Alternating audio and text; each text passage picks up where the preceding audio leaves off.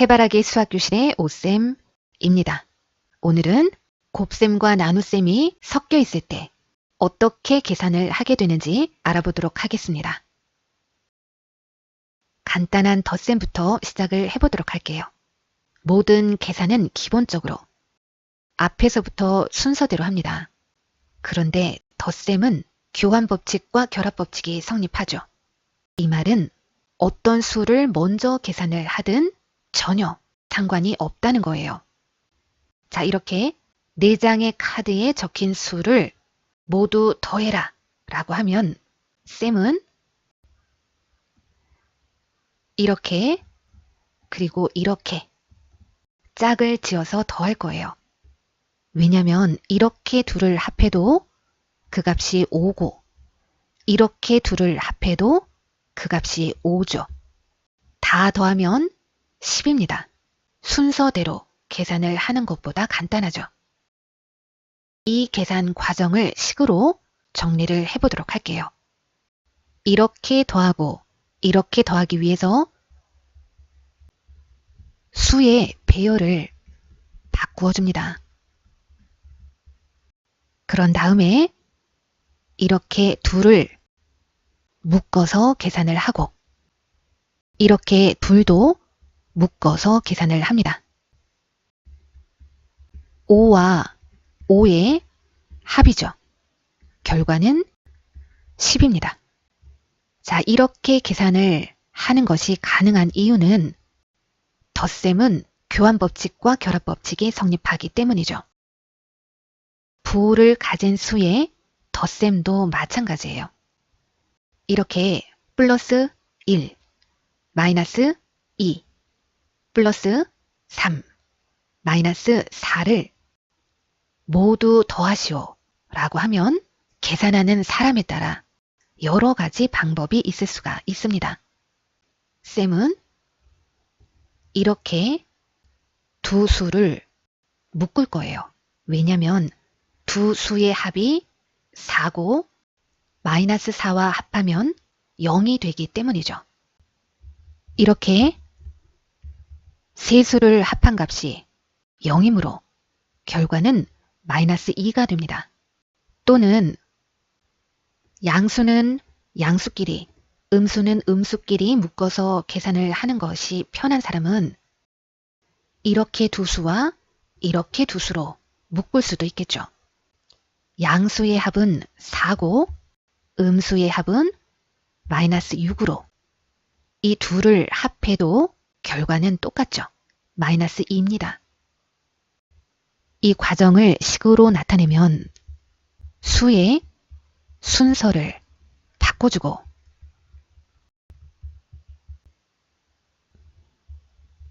원하는 수를 묶어서 계산을 합니다. 양수끼리 합하면 4고 이렇게 음수끼리 합하면 마이너스 6입니다. 이 둘을 더하면 결과는 마이너스 2죠. 여기서 혹시 쌤, 덧셈과 뺄셈이 섞여 있는데 어떻게 교환법칙과 결합법칙이 성립하죠? 이렇게 물어볼 수가 있어요. 이 식은 덧셈과 뺄셈이 섞여 있는 것이 아니라 부호를 가진 수, 즉 양수와 음수의 덧셈으로 생각하셔야 합니다. 뺄셈이 교환법칙과 결합법칙이 성립하지 않는다는 것은 이런 거예요. 만일 어떤 수에서 다른 수를 뺄 때 예를 들어 1 빼기 2라면 이 두 수의 자리를 바꿔서 계산할 수 없죠. 즉, 이 뺄셈을 빼는 순서를 바꾸어서 2 빼기 1로 계산을 할 수가 없다는 거예요. 2를 두고 뺄셈은 교환법칙이 성립하지 않는다 라고 합니다. 그러나 1, 마이너스 2를 부호를 가진 수의 순서를 바꾸어서 음수 2, 양수 1. 자, 이렇게 계산하는 것은 가능하죠. 이는 이 식을 1 빼기 2로 보는 것이 아니라 부호를 가진 수, 즉 양수 1과 음수 2의 덧셈으로 해석하기 때문이죠. 교환법칙과 결합법칙을 이용해서 순서를 섞어서 계산을 하다가 보면 곱셈과 나눗셈의 혼합 계산에 있어서 학생들이 실수를 하는 경우들이 생깁니다. 자, 학생들이 가장 많이 실수하는 경우가 이 문제입니다. 한번 풀어보죠. 이 정도 문제는 암산에서도 푼다. 그렇게 생각하는 학생들도 있을 거예요. 자, 10에서 나누기 2와 5를 곱한 값 10을 해주면 10 나누기 10으로 결과는 1이다. 자, 혹시 이렇게 푸른 학생들이 있다면 틀린 거죠.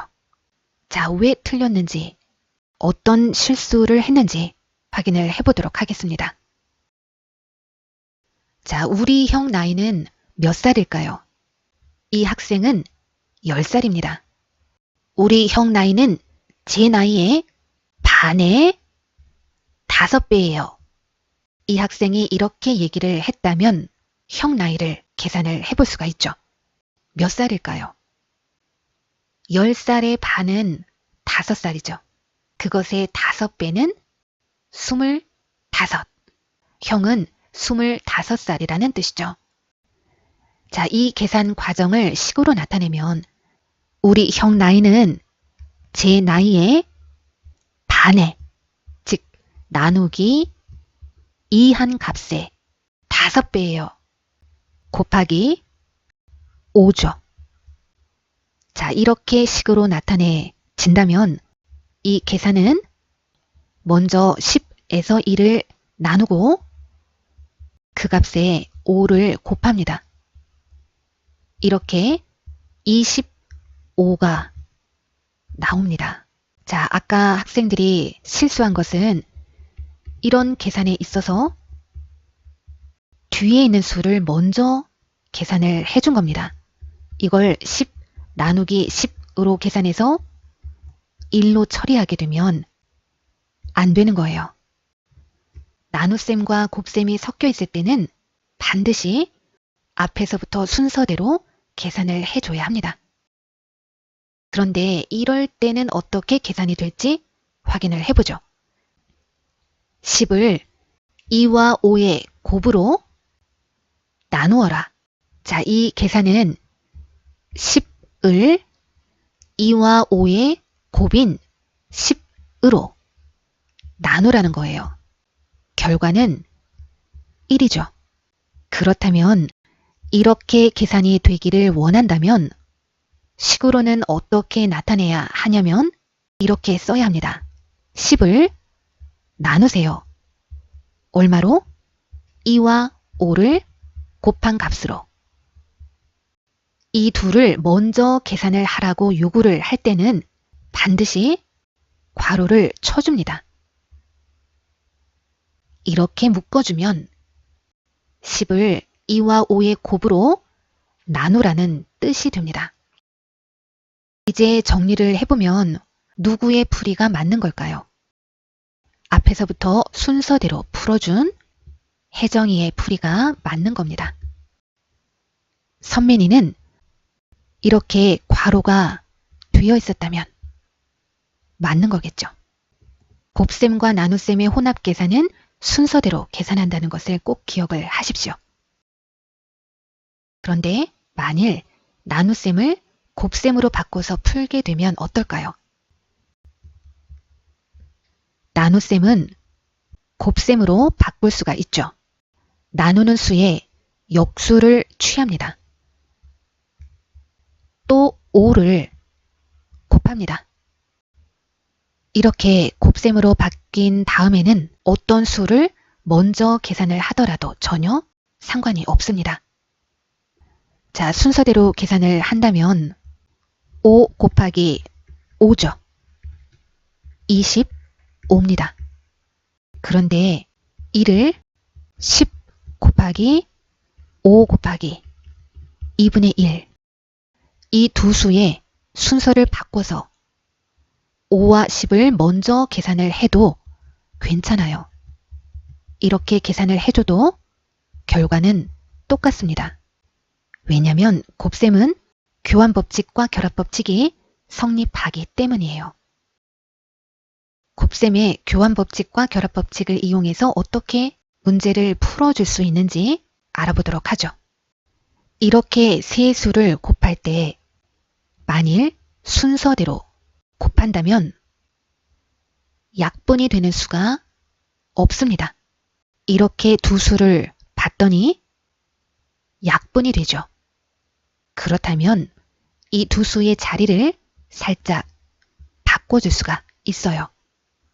즉 이렇게 하는 거죠. 수의 배열을 바꾸어서 11분의 3을 먼저 쓰고 양수 2분의 5를 뒤에 씁니다. 이렇게 쓰게 되면 마이너스 5분의 2와 바로 옆에 있게 되죠. 순서와 상관없이 먼저 계산을 할 수가 있습니다. 이렇게 약분이 되고 이렇게도 약분이 되죠. 자, 이렇게 두 수를 곱한 값은 마이너스 1이 됩니다. 정리하면 양수 11분의 3과 곱하기 마이너스 1이 되는 거죠. 부호가 다른 두 수의 곱이므로 결과는 마이너스 11분의 3입니다. 곱셈에 있어서 교환법칙과 결합법칙이 성립한다는 것은 어떤 수를 먼저 곱해도 상관이 없다는 거죠. 따라서 이렇게도 풀 수가 있습니다. 먼저 전체적인 부호부터 결정을 합니다. 양수, 음수의 곱이므로 전체적으로 부호는 음수가 되죠. 자, 이렇게 부호가 결정이 되면 절대값을 계산을 해줍니다. 더 이상 부호를 생각하지 않아도 되죠. 곱셈은 교환법칙과 결합법칙이 성립하기 때문에 어떤 수를 먼저 곱하든 어떤 수를 먼저 약분하든 전혀 상관이 없습니다. 즉 이렇게도 약분이 가능하고 이렇게도 약분이 가능하다는 거죠. 결과는 마이너스 11분의 3이 되는 거죠. 자, 이렇게 계산하는 것보다는 이런 계산이 훨씬 더 간단하기 때문에 앞으로는 이렇게 풀어주도록 하겠습니다. 곱셈과 나눗셈이 섞여 있을 때는 앞에서부터 순서대로 계산을 해야 하죠. 이 둘을 먼저 나누고 그 결과와 이 수를 곱해야 합니다. 그런데 만일 나눗셈을 곱셈으로 바꿔준다면 내 맘대로 계산을 할 수가 있죠. 따라서 나눗셈과 곱셈이 섞여 있으면 무조건 나눗셈을 곱셈으로 바꿔주는 것이 편리합니다. 마이너스 5분의 14. 자, 나누지 말고 곱셈으로 바꿉니다. 이때 나누는 수의 역수를 취해주죠. 분모와 분자를 뒤집어 줍니다. 이렇게 곱셈으로 다 바꿔주고 나면 부호부터 결정을 합니다. 음수의 개수가 짝수개이면 전체적인 부호는 플러스죠. 부호가 결정이 되면 절대값을 곱해주면 되죠. 더 이상 부호를 신경 쓰지 않아도 된다는 거예요. 그리고 이 안에서는 내 맘대로 약분을 해줄 수가 있죠. 자, 이렇게 약분이 됩니다. 5, 1은 5, 5, 1은 5. 7과 14도 약분이 되죠. 7, 1은 7, 7, 2, 14. 자, 남은 수 중에 약분이 가능한 수를 찾아보죠. 2와 8도 약분이 됩니다. 2, 1은 2, 2, 4, 8. 됐죠. 정리하면 분모끼리 계산한 결과는 4고 분자끼리 계산을 한 결과는 3입니다. 4분의 3이죠. 이제 마무리 문제를 풀어보면서 정리를 해보도록 하겠습니다. 나눗셈과 곱셈의 계산은 순서대로 계산을 하므로 자 이렇게 나눠주면 마이너스 2죠. 이 수와 2를 곱해주면 결과는 마이너스 4입니다. 이번에는 괄호가 있습니다. 괄호 안을 계산하면 6이죠. 마이너스 6과 6을 나눕니다. 결과는 마이너스 1이죠. 여러 수의 곱셈은 부호부터 결정을 합니다. 음수의 개수가 홀수개면 전체의 부호는 음수죠. 부호가 결정이 되면 절대값을 곱합니다. 곱셈은 교환법칙과 결합법칙이 성립하기 때문에 순서와 상관없이 계산이 가능하죠.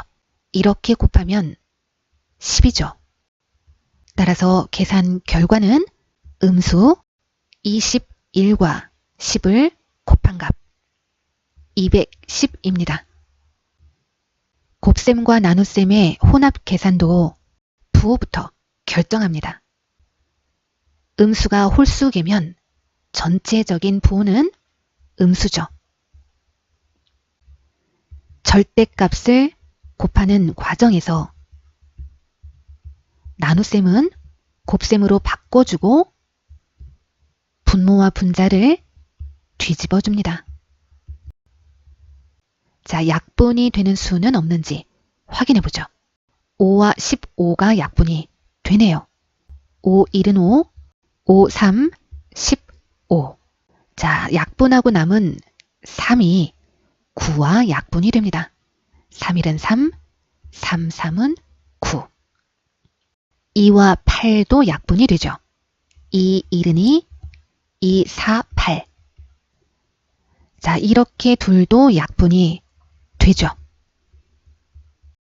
정리합시다. 음수, 분모는 1이므로 쓸 필요가 없죠. 분자는 3입니다. 자, 이번에는 여러 수의 곱셈이에요. 부호부터 결정을 해야겠죠. 곱하는 수가 전부 몇 개인지 확인을 해보면 전부 51개죠. 이 51개의 수가 음수, 양수, 음수, 양수. 자, 이렇게 부호가 번갈아서 나오고 있습니다.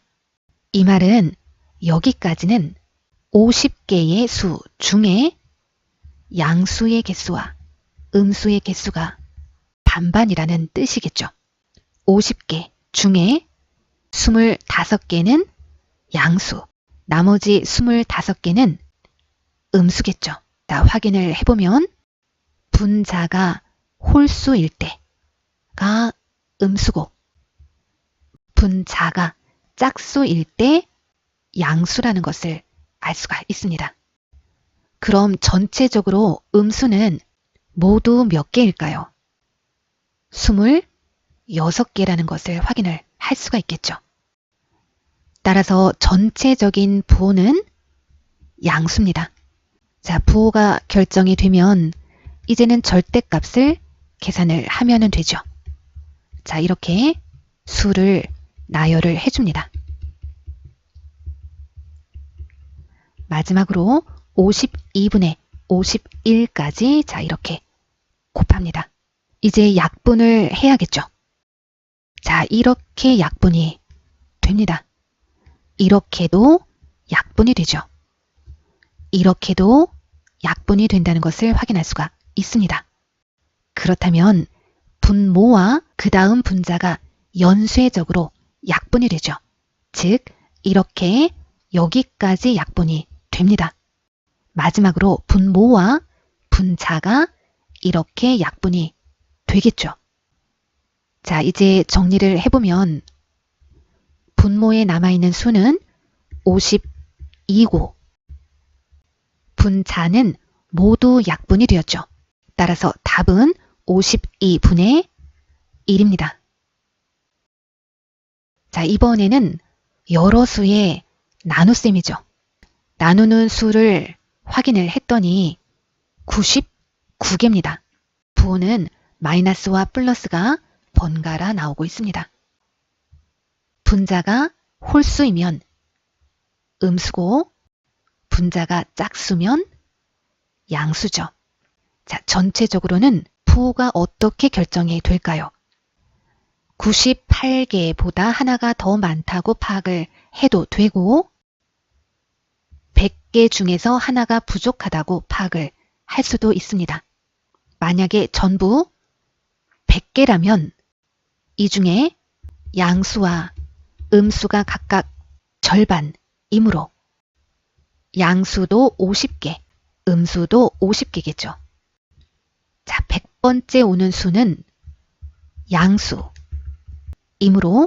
자, 여기까지 양수의 개수는 전부 49개가 될 겁니다.